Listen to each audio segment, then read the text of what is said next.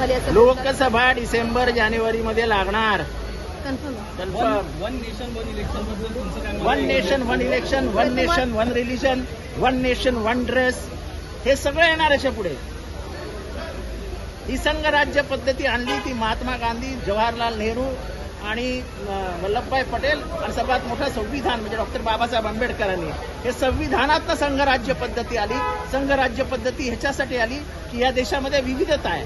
जसं तुम्ही ईशान्येकडे जाता तिथे पुरुषप्रधान संस्कृती नाही आहे, तिथे मातृप्रधान संस्कृती आहे. नवरा बायकोच्या घरी जातो. अशी अनेक विविधता या देशामध्ये.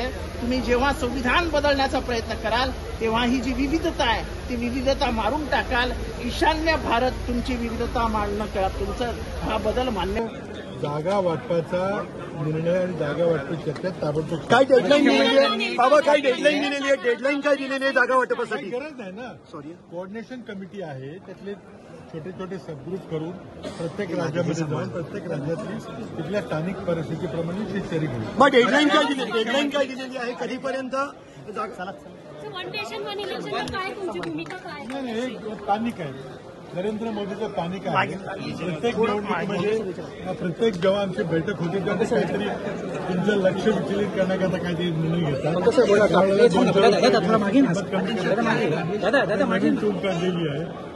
एक इलेक्शन जर घ्यायचं असेल ठरवलं तर करू दे ना. आतापर्यंत 4 वर्ष का थांबले होते? इंडिया आघाडीच्या 28 पक्षाच्या बैठकीला घाबरून भारतीय जनता पार्टीचे त्यांचे सहयोगी नेता काहीतरी बयानबाजी करतायत, काहीतरी स्टेटमेंट देत आहेत. त्याच्याकडे दुर्लक्ष करणं योग्य, कारण की घाबरल्यामुळे अशा पद्धतीचे स्टेटमेंट देत आहेत. आणि त्यांना जर आपली तयारी करायची तर त्यांना पुन्हा जर रोखता नाही की आपल्या पद्धतीने तयारी करू शकतात. मुख्यमंत्री शिंदे असं म्हणतात ज्यांची हयात भ्रष्टाचार करण्यामध्ये गेले ते आता हयातमध्ये बैठक करत आहेत.